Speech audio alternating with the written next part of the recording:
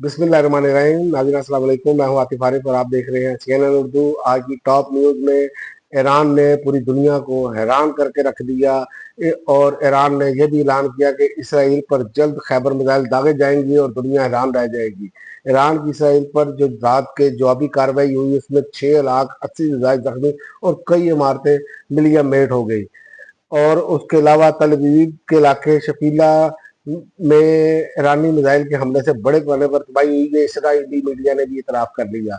और आज ताज़ा तरीन हमले में इसराइल का ईरान पर ताज़ा हमला जो हुआ उसमें 2 जनरल, 3 जौहरी साइंसदान समेत 65 शहरी शहीद हुए। मजीद हमलों का इसराइल की तरफ से ऐलान। इसराइल ने जंग में ईरान को गजा से पहली तरजीह पर रख लिया। हमलों में ईरान के जो मजीद जो है हमले वो किए जा रहे हैं और तेहरान के एक मसरूफ और गुंजान आबाद इलाके में फ़िज़ाई हमला करते हुए शहरी आबादी को निशाना बनाया इसराइल ने। और इसराइली आर्मी चीफ ने कहा है कि इसराइल के लिए ईरान तक का रास्ता साफ हो चुका है और इसी के असरात जो हैं वो पाकिस्तान पर भी आने शुरू हो गए। मुल्क में पेट्रोल और डीजल की कीमतों में 5 रुपए तक के इजाफे का इम्कान है।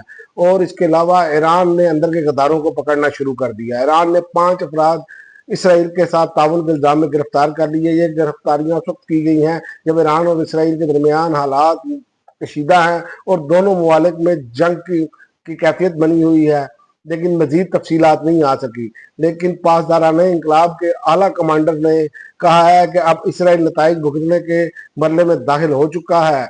तो ये याद रखें कि अब मामला जो है वो बढ़ने चले जा रहे हैं और ईरान ने ये भी धमकी दी है कि इसराइल की मदद की तो अमेरिका, बरतानिया, फ्रांस के एडो को निशाना बनाएंगे। अमेरिका में जो है वो इमरान खान की रिहाई के लिए आज जनरल आसिम मनीर साहब के खिलाफ जो है वो एहतजाज की भी तैयारियां की जा रही हैं। और उसके अलावा वजीर आजम का ईरानी सदर से रब्ता, इसराइली जारियत के खिलाफ ईरान की मुकम्मल हमायत और यकजहती का इजहार। वजीर आजम ने इसराइली हमलों को आलमी कवानीन की खिलाफ वर्जी करार दे दिया। ईरानी सदर ने हमायत पर शुक्रिया अदा किया और ईरान ने फिर बता दिया कि इस बार इसराइल पर जल्द खैबर मिसाइल दागे जाएंगे और दुनिया हैरान रह जाएगी। ये जदीद और ताकतवर हथियार जल्द इसराइली सरजमीन पर दागा जाएगा जो इसराइल के लिए एक हैरान कुन मरला साबित होगा। ईरान ने अमरीकी शहरियों या अड्डों को निशाना बनाया तो संगीन नताइज भुगतना होंगे। अमरीका ने भी धमकी दे डाली।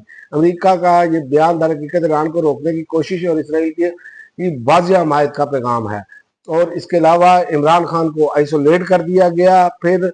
और नफरतें इतनी ना बढ़ाएं कि कल को फासले ख़त्म करने मुश्किल हो जाए, शेख वकास अकरम ने हुकूमत को वार्निंग दे दी। अब तक के लिए नाज़रीन इतना ही। अगले बुलेटिन तक की इजाज़त दे। अल्लाह हाफ़िज़।